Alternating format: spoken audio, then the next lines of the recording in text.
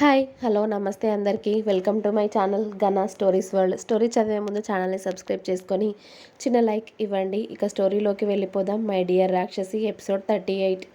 ఆర్యన్ భోజనం తినను అన్నా కూడా హృదయ్ బలవంతం చేసి ఆర్యన్ తినే వరకు అక్కడే ఉండి ఆ తర్వాత హృదయ్ కూడా తినేశాక ఇద్దరు రూమ్లో పడుకున్నారు. కానీ అసలు ఆర్యన్కి నిద్ర పడితే కదా కంటి మీద రెప్ప వేయకుండా సీలింగ్నే చూస్తూ ఉన్నాడు. హృదయ్ ఆర్యన్ని చూసి ఏంట్రా ఏం ఆలోచిస్తున్నావు అని అడిగాడు. ఏమీ లేదు అని అతడి వైపు చూడకుండానే చెప్పాడు ఆర్యన్. నువ్వు చెప్పకపోయినా కూడా నువ్వు దేని గురించి ఆలోచిస్తున్నావు, ఎవరి గురించి ఆలోచిస్తున్నావో తెలుసుకొనంత పిచ్చోడిని కాదు కదా. ముందు ప్రశాంతంగా పడుకో, ఉదయం లేచాక తర్వాత సంగతి తర్వాత చూసుకుందాం అన్నాడు హృదయ్. కానీ ఆర్యన్కి అసలు నిద్ర పట్టదు ఉదయం వరకు కూడా. నా గురించి ఇప్పటి వరకు నువ్వు సఫర్ అయింది చాలరా. నీకోసం అక్కడ లీలా ఇంకా బాబు చాలా ఎదురు చూస్తూ ఉండొచ్చు. నువ్వు నా కోసం వాళ్ళని వదిలి ఇలా నా వెంట తిరగడం బాగోలేదు హృదయ్. నువ్వు లండన్ వెళ్ళిపోరా అని చెప్పాడు ఆర్యన్. ఎక్కడికి వెళ్ళేది, వాళ్ళు అర్థం చేసుకుంటారు. నా కొడుకు కూడా నన్ను అర్థం చేసుకుంటాడు. సరేనా, నువ్వు చెప్పాల్సిన అవసరం నాకేం లేదు. మూసుకొని పడుకుంటే బాగుంటుంది అని హృదయ్ ఇంకోవైపు తిరిగి పడుకోవడంతో ఎంత చెప్పినా మారడు వీడు అని ఆర్యన్ గట్టిగా నిట్టూర్చి బలవంతంగా నిద్రపోయాడు. అవంతిక రోజులాగే ఉదయం లేచి తన పనులన్నీ చేసుకొని మిథిలని కూడా లేపి తనని ఫ్రెష్ చేయించి స్కూల్కి రెడీ చేసి తనకు టిఫిన్ పెట్టి అవంతికకి తినాలి అనిపించక ఒక గ్లాసుడు పాలు తాగి తన కోసం మిథిల కోసం బాక్స్ పెట్టుకొని హాల్లోకి వచ్చేసరికి ఆర్యన్ హృదయ్ అప్పుడే తనకి ఎదురు అయ్యారు. అంకుల్, మీ చెయ్యి ఎలా ఉంది, అలాగే నుదుట గాయం ఎలా ఉంది, బాగుందా, తగ్గిందా మీకు అని అడిగింది మిథిల తండ్రి చేతిని పట్టుకొని. ఆర్యన్ కూతురు దగ్గరికి రాగానే మిథిల తల నిమిరి చిన్నగా నవ్వి అవంతిక వంక చూశాడు. అవంతిక ఎలాంటి భావం లేకుండా కూతుర్ని భర్తని ఓసారి చూసి, మిథిల టైం అవుతుంది, త్వరగా వస్తే వెళ్దాం, ఇలా రోజు లేటుగా వెళ్తే ఏం బాగోదు అని అవంతిక కోపంగా బయటికి నడిచింది. అవంతిక బయటికి వెళ్ళాక మిథిల ఆర్యన్ని కిందికి వంగమని సైగ చేయడంతో ఏంట్రా తల్లి అని కూతురు ముందు మోకాళ్ళ మీద కూర్చున్నాడు ఆర్యన్. మా మమ్మీకి చాలా కోపం ఎక్కువ అంకుల్. పాపం తనొక్కతే కదా అని నేను తన కోపాన్ని భరిస్తూ ఉంటాను. మీరేమనుకోకండి. తను అంతే, చాలా మొండిది. ఎవ్వరి మాట వినదు, నా మాట కూడా వినదు తెలుసా అని తన చేతులతో సైగలు చేసి చెప్తూ ఉన్న కూతురు మొహం నిండా ముద్దులు పెట్టుకొని కూతుర్ని గుండెలకు హత్తుకున్నాడు. ఏమైంది అంకుల్ అని అడిగింది మిథిల తన చిన్ని చేతితో ఆర్యన్ వీపు మీద తడుతూ. ఏం లేదురా, ఇవాళ ఇంట్లో ఉండిపోవచ్చు కదా, నువ్వు మనిద్దరం ఆడుకుందాం, మమ్మీని స్కూల్కి వెళ్ళమని అన్నాడు ఆర్యన్.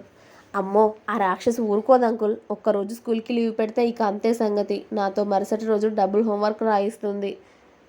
మమ్మీ అన్న కనికరం కూడా లేదు తెలుసా. అసలు నా హోంవర్క్ అన్నీ నేనే చేయాలి, కనీసం హెల్ప్ కూడా చేయదు, కొడుతుంది తెలుసా హోంవర్క్ రాయకపోతే అని తన చిన్న బుగ్గ మీద రుద్దుకుంటూ చెప్తుంది మిథిల బుంగమూతి పెట్టుకొని. పాపం కూతురి బాధకి ఆర్యన్కి కూడా బాధ వచ్చేసి, రాక్షసి, నాతో అంటే ఇంత మొండిగా అయిపోయావు, కూతురు దగ్గర కూడా అలానే ఉండాలా, నా చిట్టి తల్లిని ఎలా కొట్టాలి అనిపించిందే నీకు అని. నీకేదైనా రాకపోతే నేను చెప్తాను తల్లి, సరేనా, మమ్మీని అడగట్లే ఇప్పటి నుండి. వెళ్తావా మరి, నా దగ్గర ఉండిపోతావా అని అడిగాడు ఆర్యన్. నాకు కూడా మీతో ఉండాలని ఉంది అంకుల్, కానీ మమ్మీ ఊరుకోదు కదా అని మిథిల చెప్తున్నప్పుడే అవంతిక కోపంగా ఇంట్లోకి వచ్చి నడిస్తే బాగుంటుంది స్కూల్కి, ముచ్చట అయిపోతే అని కూతురు చేయి పట్టుకొని స్పీడ్గా లాక్కెళ్తుంది బయటికి. వెళ్తున్న కూతుర్ని భార్యని చూస్తూ ఉండిపోతాడు ఆర్యన్. ఇలా నాకు దూరంగా వెళ్ళిపోయి 5 సంవత్సరాలు అవుతుంది కదా, నీకు నా మీద ఉన్న కోపం ఇంచు కూడా తగ్గలేదు. ఇంకా మొండిగా మారిపోయావు, ఇంకా కోపంగా మారిపోయావు, ఇంకా రాక్షసిలా తయారైపోయావు. కనీసం నన్ను చూశానన్న ప్రేమ కూడా కనిపించట్లేదేంటే నీ కళ్ళల్లో. నేను అవసరం లేదు కానీ నా బిడ్డ మాత్రం కావాలి కదా నీకు అని అనుకున్నాడు ఆర్యన్ తన మనసులో. ఇక్కడ అవంతిక కూతుర్ని స్కూటీ మీద కూర్చోబెట్టుకొని అవంతిక డ్రైవింగ్ చేస్తూ ఉంటుంది స్కూల్కి వెళ్ళడానికి. ఈయనకి ఇన్ని సంవత్సరాల తర్వాత కూతురు గుర్తొచ్చింది.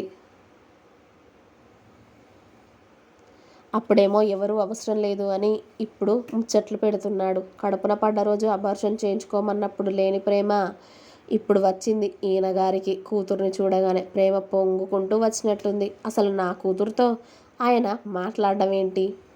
ఆయన ఇంట్లో ఉండడమే నాకు నచ్చట్లేదంటే పోయి మళ్ళీ నాకంట పడ్డాడు చూడు. వెళ్ళాడు కదా ఎక్కడికో దేశాలు ఏలడానికి, పోయి అక్కడే ఉండక మళ్ళీ ఎందుకు ఇక్కడికి వచ్చినట్టు? మళ్ళీ నా కూతురిని నాకు దూరం చేస్తాడా? అసలు పిల్లలే వద్దు అన్నవాడు నా కూతురుతో ఎందుకు మాట్లాడాలి? అన్నీ పరిపరి విధాలా ఆలోచిస్తూ అవంతిక పరధ్యానంగా స్కూటీ నడుపుతూ ముందుగా వచ్చిన బైక్ హారన్కి టక్కున బ్రేక్ వేస్తుంది. హలో టీచర్ గారు, ఇలా పరధ్యానంగా స్కూటీ నడిపి ఎవరెవరికి యాక్సిడెంట్ చేద్దామని చూస్తున్నారండి అని అన్నాడు అవంతిక ముందు బైక్ ఆపిన అతడిని అసహనంగా చూసి అవంతిక, మీరు తప్పుకుంటే నేను స్కూల్కి వెళ్ళాలి అంది. నేను కూడా స్కూల్కే కదా అండి, నేను స్కూల్కే కదా వెళ్ళేది, కానీ మీరు ఎవరికైనా యాక్సిడెంట్ చేస్తారని ముందుగానే నేనే వచ్చి మిమ్మల్ని ఆపాను. లేకపోతే ఈరోజు ఎంతమంది శవాలు లేచేవో ఈ ఊర్లో అన్నాడు అతడు నవ్వుతూ. దానికి మిథిల కూడా నోటి మీద చెయ్యి అడ్డు పెట్టుకొని కిసుక్కున నవ్వితే, నువ్వు నవ్వడం ఆపవే. ఇదిగో చూడండి శ్రావణ్ గారు, మాటలు మర్యాదగా రానివ్వండి. నేనేం అందరికీ యాక్సిడెంట్ అయ్యేలాగా స్కూటీ నడపను. ఏదో ఆలోచిస్తూ ఉన్నాను అంతే. దానికి మీరు ఏవేవో మాటలు మాట్లాడితే బాగోదు. మీరు తప్పుకుంటే నేను స్కూల్కి వెళ్ళాలి, స్కూల్కి టైం అవుతుంది అని అవంతిక కోపంగా అనడంతో, ఈ కోపం ఇంకా ఎన్ని రోజులు ఉంటుందండి మీకు?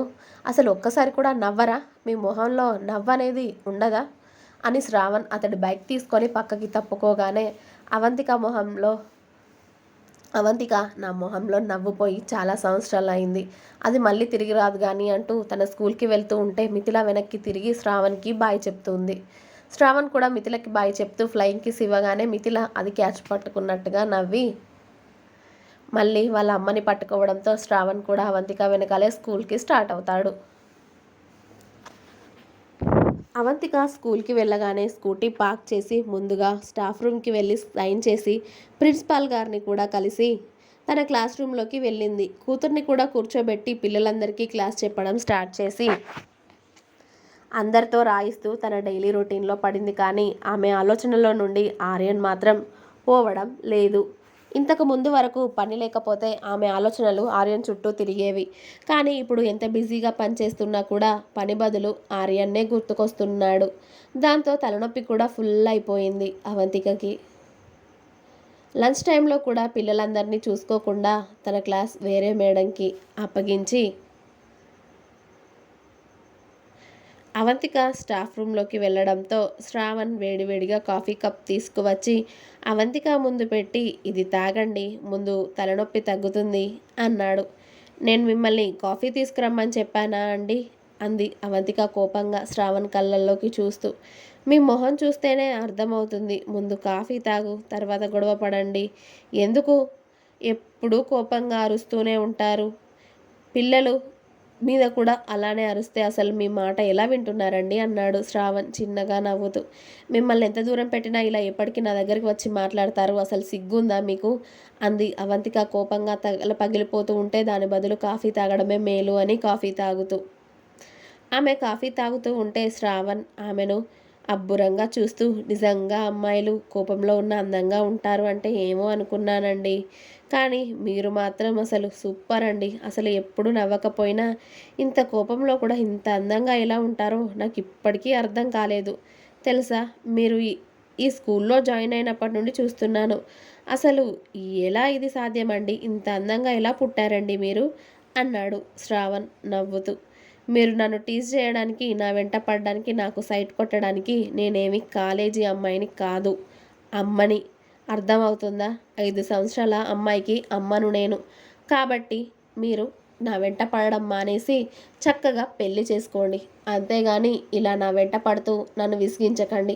ఎన్ని సంవత్సరాల నుండి చెప్తున్నాను, ఇలా ఒక పెళ్ళైన అమ్మాయి వెంట పడడానికి మీకు కాస్త కూడా బుద్ధి లేదు. అసలు మిమ్మల్ని కాదు, ప్రిన్సిపల్ గారిని అనాలి. మీరు ఇలా నన్ను వేధిస్తున్నారు అని చెప్పినా కూడా, సార్ మంచోడమ్మా, అలా చేసేవాడు కాదు అని మీకు వంత పాడారు కదా, ముందు ఆవిడ్ని అనాలి అని అంది అవంతిక. ఓయ్, నేనేమైనా ఇబ్బంది పెట్టానా నిన్ను? చెప్పు. నా మాటలతో చేసి నిన్ను పెళ్లి చేసుకోమనే కదా అడిగాను. దానికి ఎందుకు అంతలా ఇది చేస్తావు? చక్కగా నువ్వు నన్ను పెళ్లి చేసుకుంటే మిథిలాకి ఫాదర్ని అవుతాను కదా నేను. మిథిలాకి కూడా నేనంటే ఎంత ఇష్టమో నీకు తెలియదా? నాకు మిథిల అంటే ఎంత ఇష్టమో తెలియదా? ఎందుకు ఇలా మమ్మల్ని దూరం చేస్తావు? చక్కగా పెళ్లి చేసుకోవచ్చు కదా, ఎలాగూ నీ భర్త లేడు అని నాకు తెలుసు. అందుకే కదా నేను పెళ్లి చేసుకుంటాను అంటున్నాను.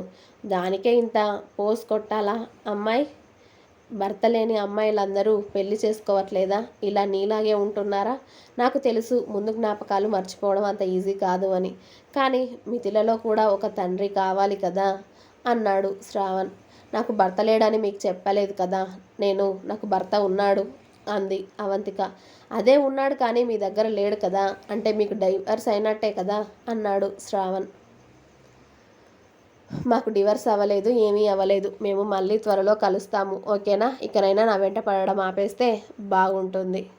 తలనొప్పి లేస్తుంది, నేను ఇక్కడికి వచ్చాక మీ వల్ల ఆ తలనొప్పి ఇంకా ఎక్కువ అయ్యింది. క్లాస్లో ఉంటే అయినా పోయేది అని అవంతిక మళ్ళీ కోపంగా అక్కడి నుండి తన క్లాస్ రూమ్లోకి వెళ్ళేసరికి పిల్లలందరి భోజనం అప్పుడే ముగిసింది. మిథిలా కూడా వాళ్ళ అమ్మకి హెల్త్ బాగోలేదని చెప్పి చక్కగా తినేసి కూర్చునేసరికి నా బంగారు తల్లి, సారీ రా, కాస్త తలనొప్పి లేచింది, అందుకే నిన్ను వదిలేసి ఒక్కదాన్నే వెళ్ళిపోయాను. తినేసావా అని అడిగింది అవంతిక కూతురు దగ్గరికి వచ్చి కూతురు మొహాన్ని దోసిలిలోకి తీసుకొని. ఇంకా ఉంది, నెక్స్ట్ ఎపిసోడ్ రేపు వస్తుంది, వెయిట్ చేయండి. అలాగే మీకు కనుక నా స్టోరీస్ నచ్చినట్టయితే ప్లీజ్ లైక్ చేయండి, షేర్ చేయండి, కామెంట్ చేయండి. సబ్స్క్రైబ్ చేసుకోవడం మాత్రం అస్సలు మర్చిపోవద్దు. మీరు సబ్స్క్రైబ్ చేసుకుంటేనే నేను స్టోరీస్ ఇచ్చినప్పుడు మీకు నోటిఫికేషన్ వస్తుంది. Please subscribe my channel Gana stories world. Thank you. Bye bye.